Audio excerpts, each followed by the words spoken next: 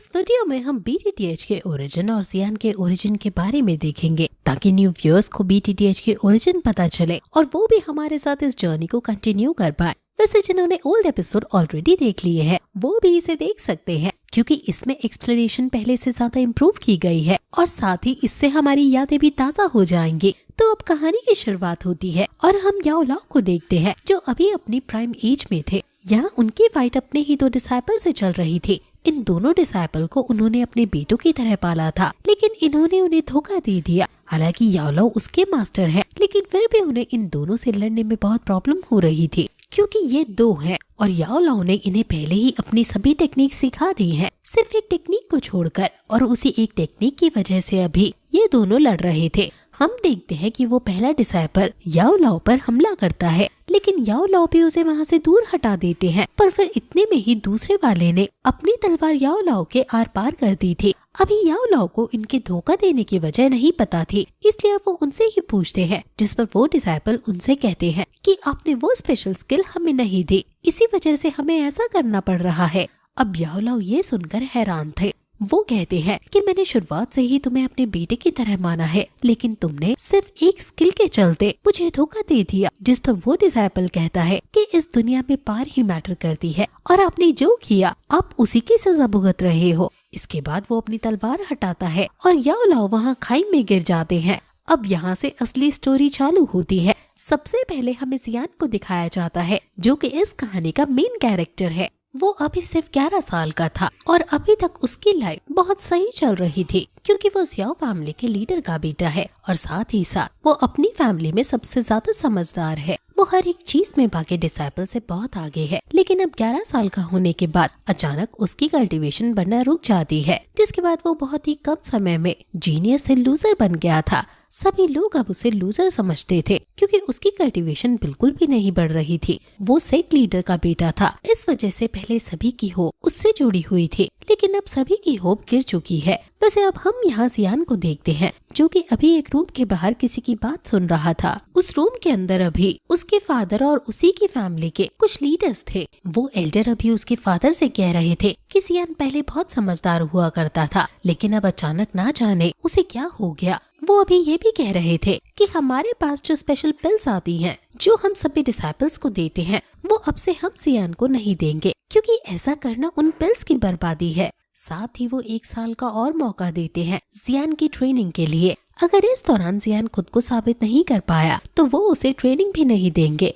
अब जियान के फादर को ये सब सुनकर बहुत बुरा लग रहा था, लेकिन वो कुछ नहीं कहते। वैसे यहाँ इस तरफ जियान ने भी ये सब सुन लिया था, इस वजह से उसे भी बहुत दुख होता है और वो तुरंत अपने कमरे में जाकर फिर से कल्टीवेशन करने लगता है। पर लेकिन अभी भी वो कल्टीवेशन सही से नहीं कर पा रहा था। अब तभी कुछ गार्ड्स उसे बुलाने आते हैं। वो उसे पैलेस ले जाने आए थे क्योंकि उससे मिलने के लिए युन क्लैन से यान रैन आई है।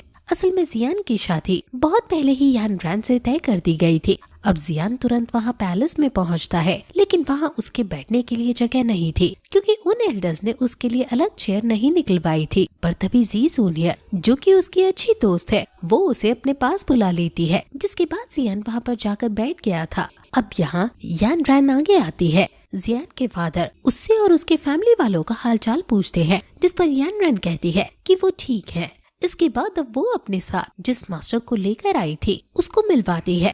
वो मास्टर यहाँ सभी से कहता है कि वो एक सीरियस टॉपिक पर बात करने के लिए आए हैं। वो बताता है कि यान रैन के फादर जो कि उनके यून सेक्ट के लीडर है, उन्होंने डिसाइड किया है कि फ्यूचर में यान रैन ही उनके सेक्टर को संभालेगी। अब इसी के चलते वो यान रैन की शादी जियान के साथ नहीं करवा सकते, लेकिन अब ये बात बहुत बड़ी थी क्योंकि जियान की शादी पहले ही तय हो चुकी है और अब ऐसे में उसकी शादी का टूट जाना ये ठीक नहीं होगा। इससे इनकी फैमिली की बहुत ज्यादा बदनामी होगी। अभी जियान के फादर को इतना गुस्सा आ रहा था कि वो तुरंत ही खड़े होते हैं और अपनी एनर्जी को रिलीज करते हैं। ये देखकर बाकी सभी हैरान थे और उन्हें शांत होने को कह रहे थे। पर अब जियान के फादर यान रैन से पूछते हैं कि क्या तुम्हारे ग्रैंडफादर ने भी इसके लिए हाँ कर दी है, जिस पर यान रैन कुछ नहीं कह पा रही थी क्योंकि उसके ग्रैंडफादर ने इसके लिए हाँ नहीं की थी। पर फिर चिल्लाते हुए कहती है कि उन्होंने कुछ नहीं कहा, मैं खुद ये डिसीजन ले रही हूँ क्योंकि ये मेरी मर्जी है। अब ये सुनते हुए जियान के फादर तुरंत ही वहाँ बैठ गए थे। वो उदास थे, पर तभी वहाँ पर वो यान रैन के साथ आया हुआ मास्टर एक पिल निकालता है और कहता है कि वो माफी के तौर पर ये पिल अपने साथ ले आए हैं। अगर जियान इस चीज के लिए हाँ कर दे तो हम उसे ये पिल दे देंगे। ये पिल बहुत ही ज्यादा कीमती थी, इसकी कीमत लाखों में है, क्योंकि ये गुहे नाम के एक एल्केमिस्ट मास्टर ने बनाई है। इस पिल को खाने के बाद एक लेवल 9 का कल्टीवेटर लेवल 10 तक पहुंच सकता है, जो कि बहुत बड़ी बात है, क्योंकि अगर कोई लो लेवल कल्टीवेटर इसे खाता है तो उसका लेवल कितना बढ़ेगा ये वो सोच भी नहीं सकते। इस वजह से सभी लोग हैरान थे। सबके हिसाब से ये सौदा बहुत ही ज्यादा अच्छा और फायदे का है, लेकिन तभी जियान उठता है और इसके लिए मना कर देता है। ये सुनते हुए सभी हैरान हो गए थे। तभी जियान की फैमिली के वो एल्डर जियान से कहते हैं कि उसे चुप हो जाना चाहिए, लेकिन जियान तुरंत ही जवाब देते हुए कहता है कि अगर मेरी जगह आपका बेटा यहाँ पर होता तो क्या आप उसकी शादी को तोड़ते हुए इस पिल को एक्सेप्ट कर लेते। असल में जियान ऐसा इसलिए कह रहा था क्योंकि इनके यहाँ लड़के की शादी टूट जाना ये बहुत बड़ा अपशगुन माना जाता है और इसमें सबसे ज्यादा बदनामी उसी लड़के की ही होती है। अब ये सुनते हुए उस एल्डर की बोलती बंद हो गई थी, इसके लिए अब वो चुप हो जाता है। इसके बाद जियान यहाँ थोड़ा आगे आते हुए कहता है कि उसे ये पिल नहीं चाहिए और वो ये शादी नहीं तोड़ सकता, क्योंकि ऐसा करना उनके पूर्वजों की डिसरिस्पेक्ट करने जैसा है। ये चीज उनके यहाँ बहुत टाइम से चलती आ रही है। जिसके साथ भी शादी तय होगी उसी के साथ शादी करनी होती है। लेकिन अब तभी यान रैन आगे आते हुए कहती है कि मैं तुम्हें एक नहीं बल्कि इस चीज के बदले 3 की गैदरिंग पिल्स दूंगी और साथ ही साथ फिर तुम यून सेक्ट में भी ट्रेनिंग कर पाओगे। अब ये सुनने के बाद बाकी सभी लोग और भी ज्यादा हैरान हो गए थे। वो तो चाहते थे कि जियान हाँ कर दे क्योंकि ये बहुत बड़ी अपॉर्चुनिटी है, पर जियान मना कर देता है, जो देखकर यान रैन भी हैरान थे। पर अब वो कहती है कि ठीक है, मैं इस शादी को नहीं तोड़ती, लेकिन इसके लिए मेरी एक शर्त है। हम 3 साल बाद एक फाइट करेंगे, जिस फाइट में अगर तुम जीतते हो तो मैं तुम्हारी बात मानूंगी, और अगर मैं जीतती हूँ तो तुम्हें शादी के बारे में भूलना होगा। अब ये सुनते हुए जियान के फादर तुरंत वहाँ नीचे आ गए थे। वो जानते थे कि यान रैन जानती है कि जियान कमजोर है और वो उसे कभी नहीं हरा पाएगा, इस वजह से वो ऐसी शर्त रख रही है। उन्हें इस पर बहुत गुस्सा आता है और वो यान रैन पर चिल्लाते हैं, पर जियान तो उनसे भी ज्यादा गुस्से में था। पर वो कहता है कि आप चिंता मत कीजिए, वो 3 साल बाद होने वाली लड़ाई के लिए पूरी तरह से तैयार है और उस दिन वो यान रैन का घमंड भी तोड़ देगा। अब इसके बाद उसने एक एग्रीमेंट भी बना दिया था और अपने खून से उस पर साइन कर दिए थे। अब वो उस एग्रीमेंट को यान रैन को देता है और वहाँ से चला जाता है, जिसके बाद अब यान रैन भी अपने मास्टर के साथ वहाँ से जाने लगी थी। पर तभी जी जूनियर उससे कहती है कि तुमने जो कुछ भी कहा उसे याद रखना, मुझे ये चीज बिल्कुल पसंद नहीं आई, और अगर तुम सच में खुद को या खुद के सेट को बहुत ज्यादा पावरफुल समझती हो तो ये तुम्हारी एक गलती है, क्योंकि तुम्हें नहीं पता कि तुमसे ताकतवर लोग भी यहीं बैठे हैं। अभी उसकी आंख चमक रही थी, जो देखकर यान रैन और वो मास्टर थोड़े डर जाते हैं और वहाँ से चले जाते हैं। हमें जानने को मिलता है कि असल में जी जूनियर जियान को लाइक करती है, हालांकि जियान को इस चीज का बिल्कुल भी पता नहीं है। लेकिन अभी जब उसकी डिसरिस्पेक्ट हुई तो इस बात से जी जूनियर को बहुत गुस्सा आया था। अब यहाँ से सीन चेंज होता है और हमें जियान को दिखाया जाता है, जो कि बहुत उदास था। लेकिन तभी जियान के फादर वहाँ उसे आकर मिलते हैं। वो कहते हैं कि क्या हुआ, क्या तुमने जो कुछ भी कहा अब तुम उस बात पर उदास हो। इस चीज पर जियान कहता है कि मुझे माफ कर दीजिए, मैं बहुत कमजोर हूँ, जिसकी वजह से आपकी हर बार बदनामी होती है। अब ये सुनने के बाद जियान के फादर हंसते हैं और कहती है कि ये तुम कैसी बात कर रहे हो, तुम्हें पता नहीं कि हमारी फैमिली के लोग कभी हार नहीं मानते और हम कभी भी इस तरह की बातें भी नहीं करते। मैं अभी तुम्हारे लिए कुछ पिल्स लेकर आया हूँ जिन्हें मैंने ऑक्शन हाउस से खरीदा है। तुम अब फिर से कल्टीवेशन करना शुरू करो, मुझे पूरा यकीन है कि तुम कामयाब होगे। अभी शायद तुम्हारी कल्टीवेशन में कोई प्रॉब्लम आ रही है, लेकिन वो जल्दी ठीक हो जाएगी, इसके लिए मैं प्रे करूंगा।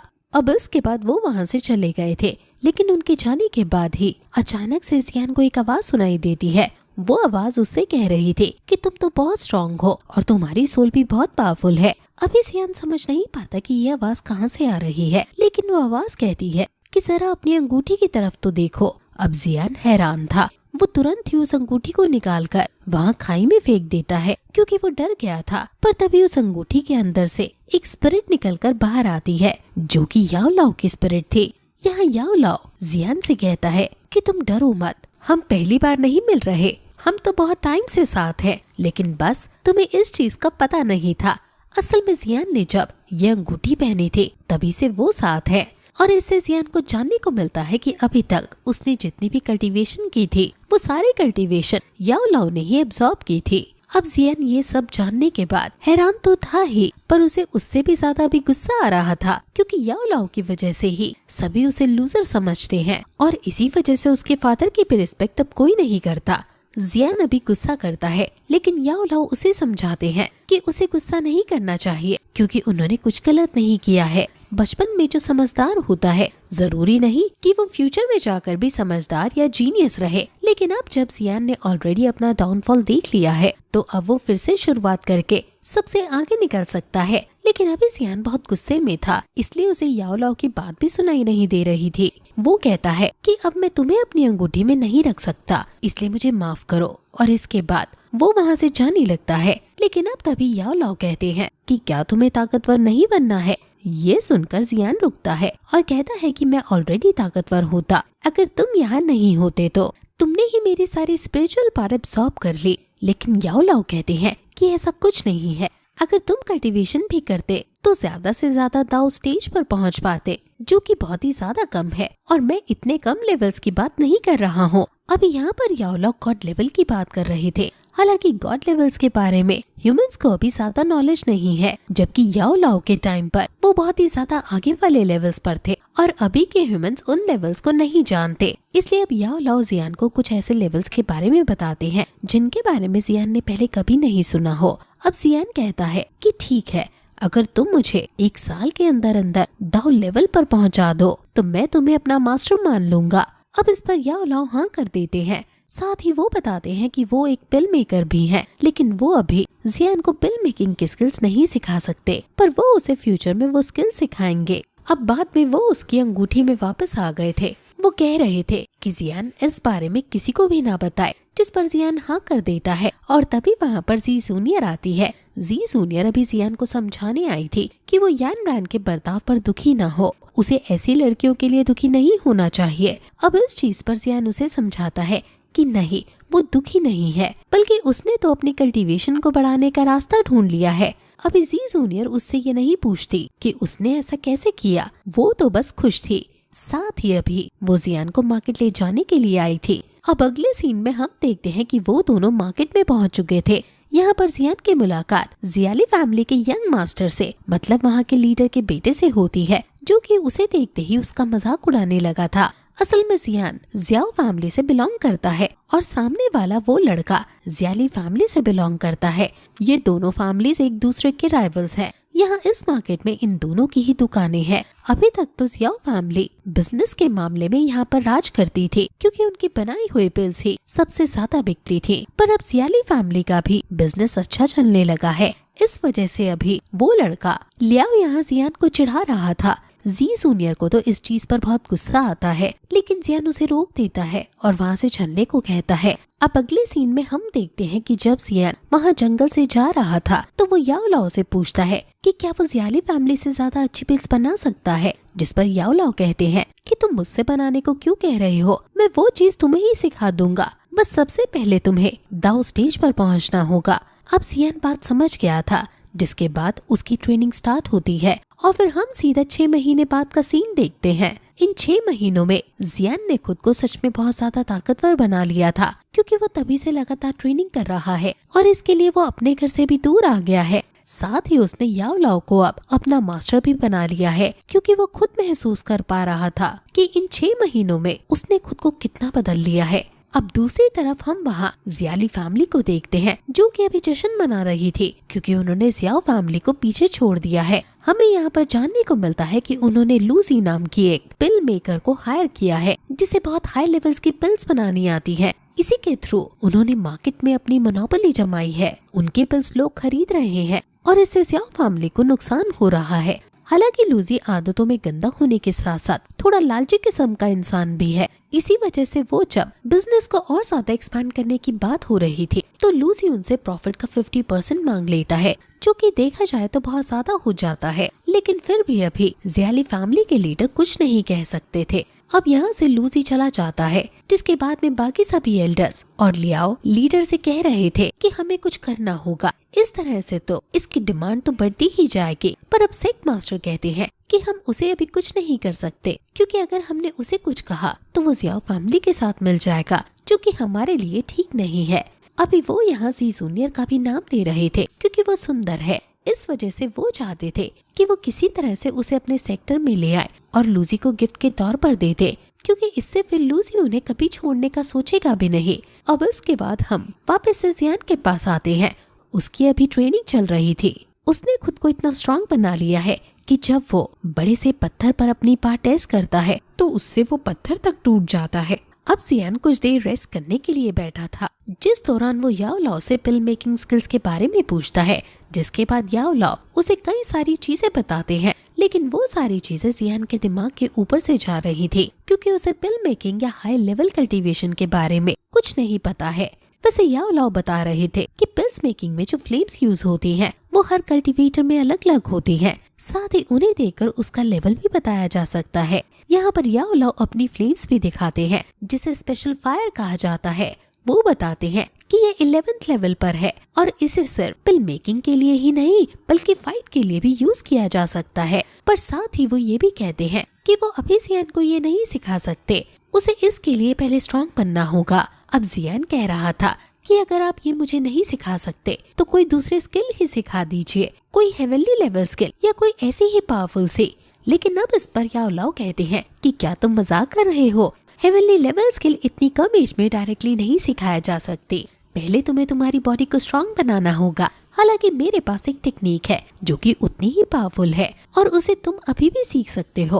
अब जियान इसके लिए बहुत एक्साइटेड हो गया था, पर याओ लाओ बताते हैं कि ये टेक्निक शुरुआत में बहुत वीक अटैक्स के लिए काम आती है। और अब इतना सुनकर जियान डिमोटिवेट हो गया था, पर फिर याओ लाओ ये भी कहते हैं कि ये टेक्निक अभी वीक रहेगी। अगर तुम चाहो तो इस टेक्निक को इम्प्रूव कर बहुत हाई लेवल की टेक्निक की तरह यूज कर सकते हो। अब इस जियान को कुछ भी समझ नहीं आ रहा था, क्योंकि उसने अभी तक नहीं सुना था कि कोई टेक्निक इम्प्रूव भी हो सकती है। पर अब तभी वहाँ पर ज़ी जूनियर आती है, जिसके बाद याओ लाओ तुरंत वहाँ से चले गए थे। अभी ज़ी जूनियर जियान से मिलने के लिए आई थी, क्योंकि उसे पूरे 6 महीने हो चुके हैं अपनी फैमिली से मिले हुए। वैसे यहाँ वो जियान की बॉडी पर थोड़ी चोट भी देखती है, जो कि ट्रेनिंग के दौरान उसे लगी थी। जियान कहता है कि ये तो छोटी मोटी चोट है, अगर मुझे स्ट्रांग बनना है तो मुझे इस पर ध्यान नहीं देना चाहिए। लेकिन उसके ऐसा कहने के बाद ज़ी जूनियर को उसकी चिंता हो रही थी। वैसे अभी जियान थक चुका था, इसलिए वो वहीं ज़ी जूनियर के पैर पर सर रखकर सो जाता है और उसकी नींद लग जाती है।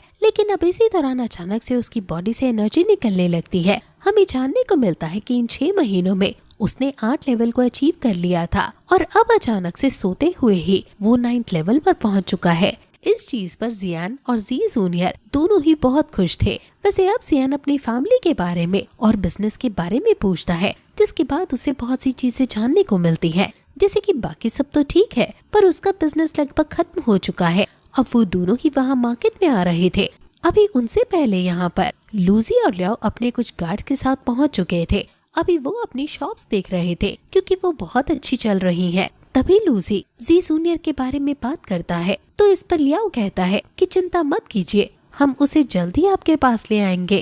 असल में लियाओ ने उसे सब कुछ बता दिया है। अब यहाँ आगे बढ़ते हुए लूसी एक शॉप को तोड़ने लगता है। वो शॉप जियाओ की थी। इस वजह से वो ओनर उसके सामने घुटने टेककर माफी मांगते हुए कहता है कि पहले ही हमारी शॉप नहीं चल रही है, आप प्लीज इसे तोड़िए मत। पर लूसी उससे बहुत बुरी तरह से बात करता है। अब इतने में ही वहाँ पर जियान और ज़ी जूनियर आ चुके थे। लूसी ज़ी जूनियर को देखते ही पहचान जाता है कि ये वही है जिसकी बात लियाओ ने उससे की थी। अब लूसी उससे कहता है कि तुम ज़ी जूनियर को हमारे हवाले कर दो, इसके बदले में मैं तुम्हें प्रॉमिस करता हूँ कि जियाओ फैमिली को मेरी तरफ से कभी कोई प्रॉब्लम नहीं होगी। अब जियान ने तुरंत इस बात के लिए मना कर दिया था। इस वजह से लूसी लियाओ को आगे भेजता है जियान पर हमला करने के लिए। अभी लियाओ कॉन्फिडेंट था, क्योंकि उसे पता था कि जियान बहुत कमजोर है, लेकिन अब वो कुछ समझ पाए इसके पहले ही जियान ने उसके ऊपर हमला कर दिया था।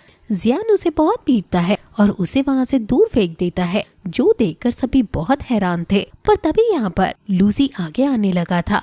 वो कहता है कि तुमने बहुत बड़ी गलती कर दी, लगता है मुझे तुम्हें इस चीज की सजा देनी होगी। वैसे जियान के मुकाबले अभी लूजी बहुत ताकतवर है, लेकिन फिर भी वो जियान पर हमला कर रहा था। पर अब जियान भी हार नहीं मानता, वो भी तुरंत ही उसे पंच करने लगता है। अभी याओ लाओ ये सब चीज देख चुके थे और उन्हें भी लूजी का बिहेवियर बिल्कुल अच्छा नहीं लगा था। इस वजह से वो जियान की बॉडी को कुछ टाइम के लिए कंट्रोल करते हुए उसे अपनी पार दे देते हैं। जिसके बाद जब जियान लूजी को पंच करता है तो लूजी वहाँ से बहुत ही तेजी से दूर फेंक गया था। ये देखकर जी जूनियर बहुत खुश थी और बाकी लोग भी हैरान थे। अभी जियान खुश तो था, पर वो समझ गया था कि उसकी मदद याओ लाओ मतलब उसके मास्टर ने की है।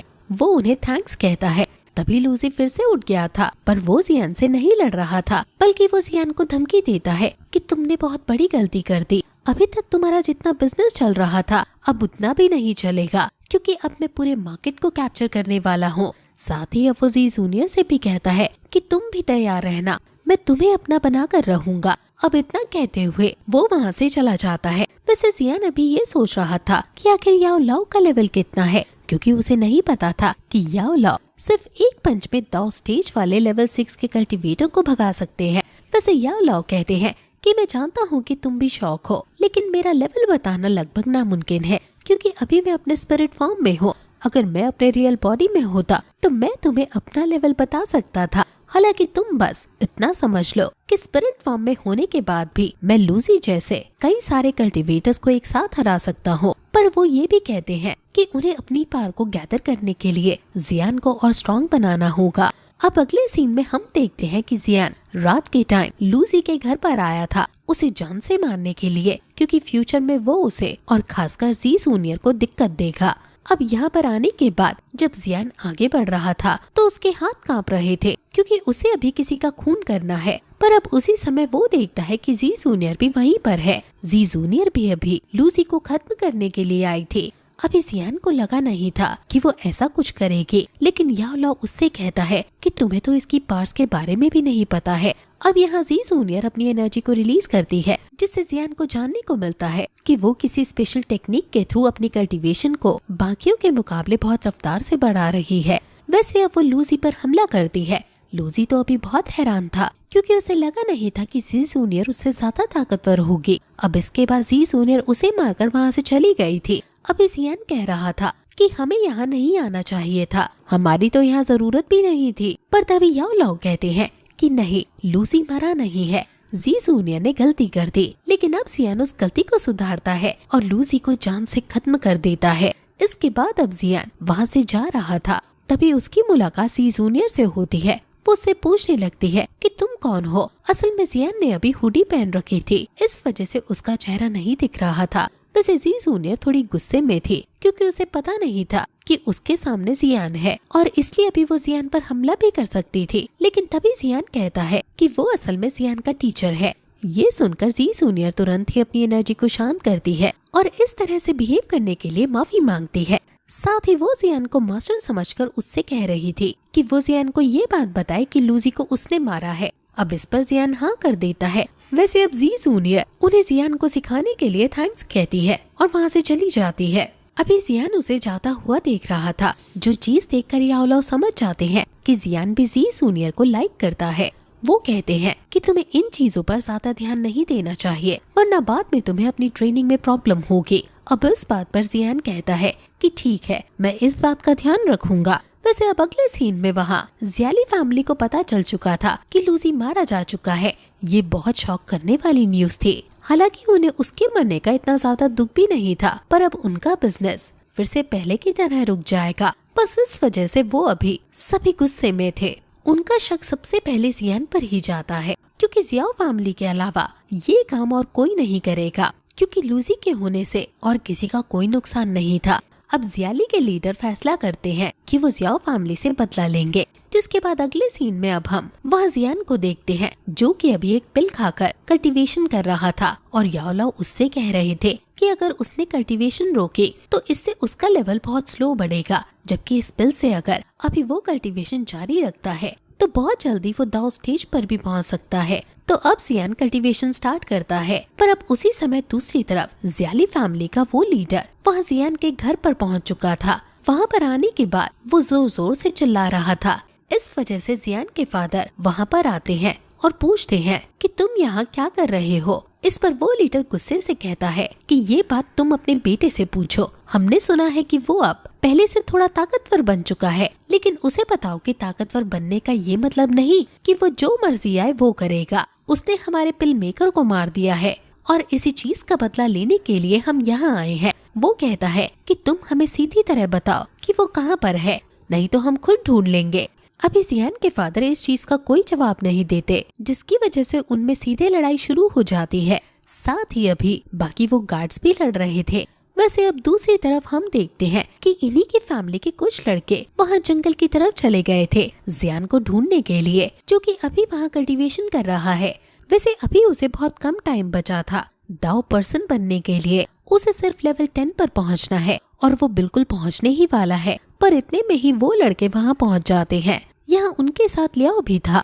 अब यहाँ वो जियान से कहते हैं कि तुम्हें कल्टीवेशन नहीं करनी चाहिए, इससे तो सिर्फ उसी का टाइम वेस्ट होगा, क्योंकि आज वो और उसके फादर दोनों ही मारे जाने वाले हैं। अब ये सुनकर जियान थोड़ा सा हैरान था। हालांकि वो लड़के उस पर हमला करने लगे थे, जिस वजह से जियान को कल्टीवेशन रोककर याओ लाओ की पार से उन सभी को वहाँ से दूर फेंकना पड़ता है। वैसे जियान को उनकी बातों पर भरोसा था, इस वजह से वो तुरंत ही घर की तरफ जाने लगा था अपने फादर की मदद करने के लिए। लेकिन याओ लाओ उसे रोककर कहते हैं कि क्या तुम भूल गए, मैंने कहा था कि अगर तुमने कल्टीवेशन रोके तो इससे तुम्हारी कल्टीवेशन बहुत टाइम के लिए स्लो हो जाएगी। पर इस पर जियान कहता है कि मुझे इस सब से कोई फर्क नहीं पड़ता, मेरे फादर वहाँ खतरे में है, इसलिए मुझे उनकी मदद के लिए तो जाना ही पड़ेगा। पर इस पर याओ लाओ उसे समझा रहे थे कि देखो, पार सबसे ज्यादा मायने रखती है। अगर आज तुमने गलत फैसला लिया तो इससे तुम्हारी पार बढ़ना रुक सकती है और फिर तुम फ्यूचर में भी इसी तरह से कमजोर रह जाओगे। इस पर जियान कहता है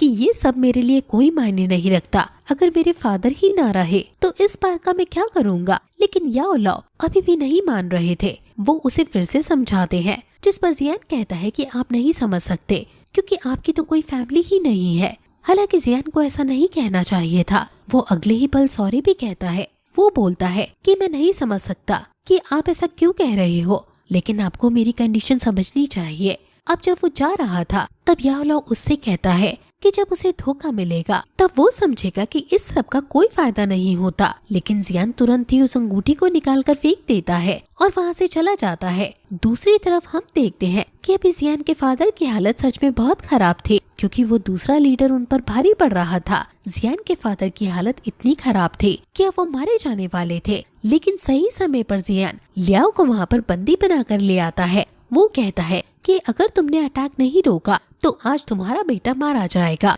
लेकिन सामने उस लीडर को इस चीज से कोई फर्क नहीं पड़ रहा था। वो लियाओ से कहता है कि माफ करना, लेकिन आज तुम्हें शहीद होना होगा। इतना कहते हुए वो हमला कर देता है। अब जियान को कुछ समझ नहीं आता, पर वो तुरंत ही अपने फादर को वहाँ से लेकर हट जाता है। इससे उन दोनों की जान तो बच गई थी, लेकिन जियान के फादर को बहुत ज्यादा चोट आई थी। वैसे अभी जियान की भी हालत खराब थी, पर उसी समय वहाँ पर याओ लाओ आ जाते हैं, जो कि तुरंत ही उसकी बॉडी के अंदर आकर उसे अपनी पार देते हैं। अब जियान ने तभी वो हुडी पहन ली थी, जिस वजह से उसे कोई पहचान नहीं पा रहा था। अभी जियान के फादर तो अटैक की वजह से बेहोश हो चुके थे, पर अब जियान आगे बढ़कर उस दूसरे लीडर पर हमला करते जा रहा था। जियान उसे बहुत बुरी तरह से पीटता है। वैसे उसकी कल्टीवेशन बीच में ना रुक जाए, इसलिए तुरंत ही याओ लाओ ने वहाँ एक बैरियर क्रिएट कर दिया था, जिसमें वो जियान से कल्टीवेशन करने को कहते हैं। जब जियान कल्टीवेशन करता है तो उसका लेवल बढ़ चुका था और अब वो दाव स्टेज पर पहुंच चुका था।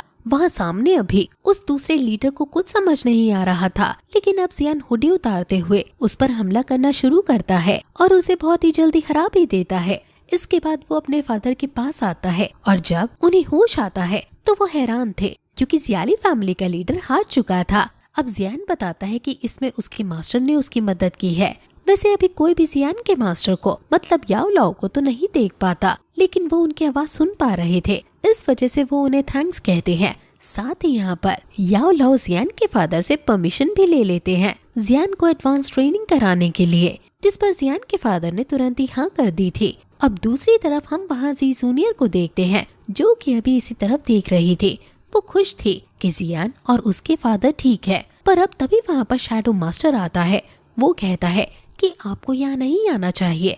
आपको पता है ना, गू क्लैन किसी भी छोटे क्लैन की लड़ाइयों में इंटरफेयर नहीं करता। इस पर जी जूनियर कहती है कि तुम शुक्र मनाओ कि जियान अभी सेफ है, वरना मैं पूरी जियाली फैमिली को ही खत्म कर देती। वैसे गू क्लैन असल में बहुत पावरफुल क्लैन है। शुरू में हमने जिस यान ब्रांड को देखा था, गू क्लैन उसके क्लैन से भी ज्यादा ताकतवर है। अब इसके बाद सीन चेंज होता है और हम देखते हैं कि जियान और उसके मास्टर याओ लाओ अकेले बैठे थे। जब जियान उनसे पूछता है कि आखिर आपने मुझे स्टूडेंट क्यों चुना और आप मुझे ताकतवर क्यों बनाना चाहते हो, इस पर याओ लाओ कहते हैं कि तुम्हारी सोल बहुत प्योर है और तुम दिल के भी अच्छे हो, साथ ही साथ तुम्हारे अंदर ताकतवर बनने की भी इच्छा है। मैं चाहता हूँ कि तुम बहुत स्ट्रॉन्ग बनो, क्योंकि मेरी बॉडी को फिर से पाने के लिए एक ताकतवर कल्टीवेटर की जरूरत है। हालांकि उसके लिए एक अलग बात होता है, पर मैं तुम्हें फोर्स नहीं करूँगा कि तुम उस पद को चुनो। वैसे अभी वो जिस बात की बात कर रहे थे वो फैन स्किल के अंदर आती है, और फैन स्किल्स को सीखना बहुत डिफिकल्ट है क्योंकि इसका रास्ता अलग है। इसी वजह से वो नहीं चाहते थे कि वो जियान को फोर्स करे। अब वो जियान के सामने 2 स्क्रोल रखते हैं, एक फायर एट्रीब्यूट का और एक फैन स्किल का। जियान इनमें से सिर्फ एक ही चुन सकता है, लेकिन शॉकिंगली जियान फैन स्किल के स्क्रोल को ही उठाता है। और अब याओ लाओ बताते हैं कि अगर उसने सच में फैन स्किल को अच्छी तरह से सीख लिया तो इस कॉन्टिनेंट पर ऐसा कोई नहीं है जो उसे हरा पाए। लेकिन अब इसी के साथ ये पार्ट और सीजन 1 यहीं पर एंड होता है। इसकी आगे की स्टोरी देखने के लिए एंड स्क्रीन पर क्लिक करें।